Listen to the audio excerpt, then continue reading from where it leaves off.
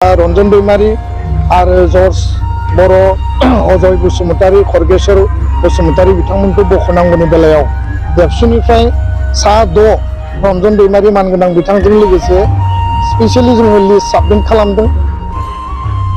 दा जोंनिया जाबाय निट बेस आरो एकर्डनि बेसआव खालामनांगौ। एनडिएफबिनि रिलेटेड इस्यु दङमोन। 592 परियाला मार्टियार परियाला एक्सटेसिया मोनबाय। 628 मार्टियार परियालनि एक्सग्रेसियानि थाखाय दायो मोनसे रेडिमेड लिस्ट खालामबावदों गिरेनाथ बिथाङा आरो बेखौ देबसु एनडिएफबिजों बिथाङा सावरायबावनानै फाइनाल स्टेजाव हरगोन, फाइनान्सआव हरगोन आरो बेनि उनाव मार्टियार परियाला 5 लाख थाखा 628 मोनगोन। बेनि उनाव रिमेनिं जिखिनि दङ बे मेटारखौ लानानै गभर्नमेन्टआ फल' आप खालामगोन होननानै जोंनो खोथा होदों। जेलाव थानाय एनडिएफबि सेन्ट्रेल जेलाव थानाय बिथांमोनखौ उदां खालामनायनि बाथ्राखौ जों दाबि दैखांदों। एनआइएनि 60 जन बिथांमोननि केसखौ दिल्लीनिफ्राय स्टेटआव लाबोनायनि खोथाखौ जों दाबि दैखांदों। गिबि मन्थ्रिया खोब बिनि सायाव गुरुत्व होनानै जुडिशियेल मेटारब्लाबो गभर्नमेन्टआ माबायदि सल्युसन लाबोनो हायो बिनि थाखाय होम डिपार्टमेन्टजों रायज्लायनानै एनआइएजों रायज्लायनानै बिनि समाधाननि लामा दिहुनगोन होननानै बिथाङा फोरमायबाय। भुटाननिफ्राय सा 6 रिसेन्टलि गबाय आरो बे बेलायाव भारत सरकार आसाम सरकार गिबि मन्थ्रि नखर मन्थ्रि प्रधान मन्थ्रिखौ जों धन्यबाद होनांगोन। बिटिआर चिफ प्रमद बर' बिथाङाबो बिनि सायाव खामानि मावदों। किन्तु नेपालाव सासे दंबावो मैयानि रायलायनायाव नेपालनि मेटारखौबो जिहेतु बिनि जि भार्डिक्ट होदोंमोन बिनि सायाव जि मोनसे टाइमलाइन बियो अलरेडि जोबखासिगोन। दा बे जोबखांनायनि उनावनो गाव गनायनि लामाया क्लियार जाखाबाय। दा बेखौ थेवबो गभर्नमेन्टआ टेकआप खालामगोन बेखौ बुंदों। नागालेण्डआव अरुणाचलाव मेघालयआव वेस्ट बेंगलाव एसेबां केस दङ सामन वारेन्ट जिखिनि फैनाय बे मेटारखौ लानानै मैया चिफ सेक्रेटारिखौ डाइरेक्सन होदों जे बेयाव थानाय केसफोरखौ माबायदि उइथड्र खालामनो हायो बा माबायदि सल्युसन खालामनो हायो बिनि थाखाय खामानि मावनायनि बाथ्राखौ मैया स्पष्टयै रायलायदों। 678 लास्ट फेजनि जायफोर ट्रेन केडार जायफोर सिनियर मोस्ट केडार लिडार बिथांमोननि रिहेबिलिटेसना फाइनान्सआव दङ। अलरेडि एप्रुभेल जाबाय। डिसेम्बरनि सिगां बिथांमोना 4 लाख थाखाखौ मोनगोन होननानै मैया सिएमआ क्लियारलि जोंनो बुंबाय। आद्रा थानाय जिखिनि जेंना जेंसि दङ बे जेंना जेंसिखौ समाधाननि थाखाय गिबि मन्थ्रिया गावनो दायथ' लादों आरो गोख्रैनो रायलायफिनगोन होननानै खोथा होदों। मैयानि रायलायनाया जथेस्थ' गुरुत्वपूर्ण आरो जथेस्थ' फ्रुटफुल होननानै जोङो बुंनो हायो। माखासे टेक्निकेल मेटार दङ बे मेटारफोरखौ पलिटिकेल लेभेलाव रिजल्भ खालामनांगोन आरो गावनो बेखौ खोथाखौ स्पष्ट बुंदों। दा रन्जन दैमारी आरो जर्ज बर' अजय बसुमतारी खरगेश्वर बसुमतारी बिथांमोनखौ बख'नांगौनि बेलायाव देबसुनिफ्राय सा 6 रन्जन दैमारी मानगोनां बिथांजों लोगोसे स्पेशली जोङो लिस्ट साबमिट खालामदों। जेराव 15 बोसोर 13 बोसोर 14 बोसोर बिथांमोना अलरेडि जेलाव दङ लाइफ इमप्रिजनमेन्ट होदों। एनआइए कर्टआव गोदान ट्रायल जाबाय थानायखौ बन्द खालामनो थाखाय जोङो होदों। दा बेखायनो गिबि मन्थ्रिया देबसुजों सावरायखांनायनि उनाव एनडिएफबि बिथांमोनखौबो लेंहरदों, बिथांमोनजोंबो सावरायदों आरो बे रायलायनायाव गिबि मन्थ्रिया जोंखौबो थानो होदों। एखेलोगो जोङो जयेन्टलि जिहेतु एकर्ड मेटार जोङो जयेन्टलि गिबि मन्थ्रिखौ प्रेसार खालामदों। मिजिंथियो जे एकर्डनि मोनफ्रोमबो दफाया फैबाय थानाय डिसेम्बर दाननि गेजेराव प्राय जोङो फोजोबहैनो थाखाय जोङो नाजादों आरो डेभेलपमेन्टेल पेकेज इन्स्टिटिउसनेल जिखिनि मेटार government to government BTR council Assam सरकार आरो भारत सरकार बे एप्रुभेल होनांगौ, डिपिआर बानायनांगौ, कनसालटेन्सि खालामनांगौ, डनार मिनिस्ट्रिनो हरनांगौ, मिनिस्ट्रि अफ इडुकेसननो हरनांगौ, स्टेट गभर्नमेन्टनो हरनांगौ। बे खामानिया गभर्नमेन्ट टु गभर्नमेन्ट सोलिगासिनो आरो बे गभर्नमेन्टनि पार्ट। दा बेखायनो जों सानो जे एकर्डनि जिखिनि मेटारफोर दङ जोंनि काउन्सिलखौ मोर अट'नमि, मोर पावार एन्ड फांसन, मोर क्षमता गोनां खालामनांगौनि थाखाय नै विन्टार सेसननि जि पार्लियामेन्ट बे पार्लियामेन्टआव 125th एमेन्डमेन्ट कन्स्टिटिउसन जि एमेन्डमेन्ट आर्टिकेल 280 फाइनेन्स कमिसन दानाय आदार रिलेटेड मेटार बेखौ पास खालामनाया जोंनि मेन थांखि आरो बे पास जायोबा बिटिआर काउन्सिला पूर्णांग पर्यायनि मर्यादाखौ मोनगोन। बेखौ लानानै जों खामानि मावगासिनो।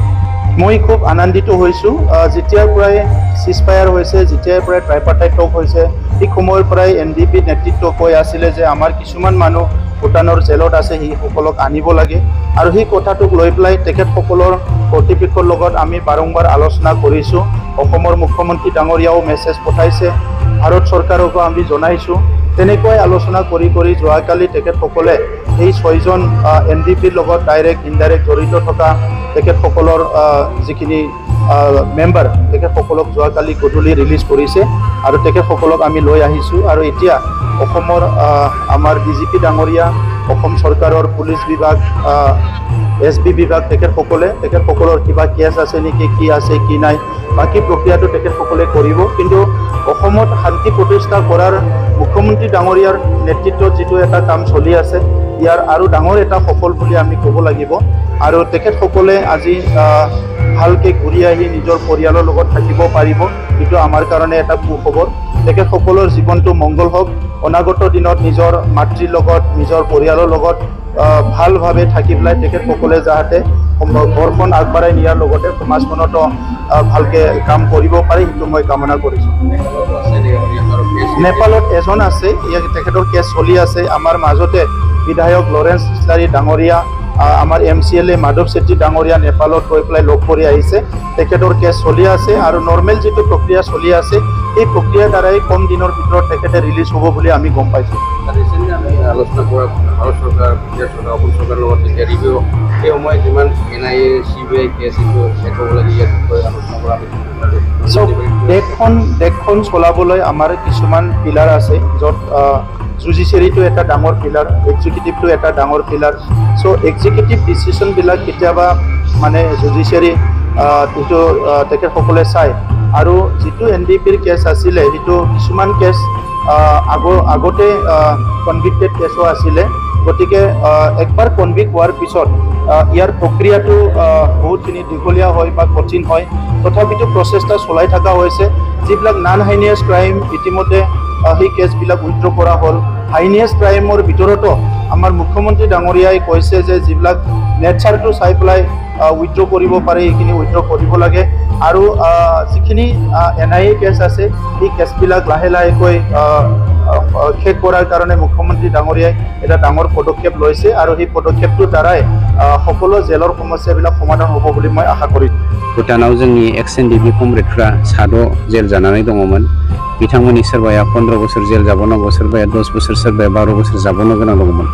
बेखौ गभर्नमेन्ट अफ इन्डियानि हम मिनिस्ट्रि आरो भुटान गभर्नमेन्टनि हम मिनिस्ट्रि, मोन्नैबो हम मिनिस्ट्रि डिपार्टमेन्टआ सावरायनानै मैया भुटाननिफ्राय बिथांमोना गभर्नमेन्ट अफ इन्डियानिसिम गथायहरनाय जाबाय, भारत सरकारनिसिम। दा भारत सरकारनि आखायाव फैबाय, माने भारत सरकारा आयेन बायदियै बिथांमोनखौ खोब खम समनि गेजेरावनो उदां अख्राङाव लाबोगोन। माखासे फर्मेलिटि दङ। बेनि अनगायैबो जोंहा नेपालाव सासे दंबावो, नेपाल गभर्नमेन्टजोंबो गभर्नमेन्ट अफ इन्डियानि हम मिनिस्ट्रिया सावरायगासिनो दङ, बिथांखौबो गोख्रैनो रिलिज। अब्ला मोनसे बाथ्राया कनफार्म, इमप्लिमेन्टेसनाव थानाय दफाफोर बायदियै, इमप्लिमेन्टेसननि थाखाय थानाय दफाफोर बायदियै जोंहा गासैबो दफाखौ जोङो एखे खोब स्पिडआव मावगासिनो दङ। नाथाय बाथ्राया बिदि नङा जे बालाबारिनि खुसेंग्रा जावबानो मोननाय बायदि जों खामानिखौ मावफुंगासिनो दङ। भुटानाव जोंनि Ex-NDFB कमरेडफ्रा 6 जेल जानानै दङमोन। बिथांमोननि सोरबाया 15 बोसोर जेल जाबावनांगौ, सोरबाया 10 बोसोर, सोरबाया 12 बोसोर जाबावनो गोनां दङमोन। बेखौ गभर्नमेन्ट अफ इन्डियानि हम मिनिस्ट्रि आरो भुटान गभर्नमेन्टनि हम मिनिस्ट्रि, मोन्नैबो हम मिनिस्ट्रि डिपार्टमेन्टआ सावरायनानै मैया भुटाननिफ्राय बिथांमोना गभर्नमेन्ट अफ इन्डियानिसिम गथायहरनाय जाबाय, भारत सरकारनिसिम।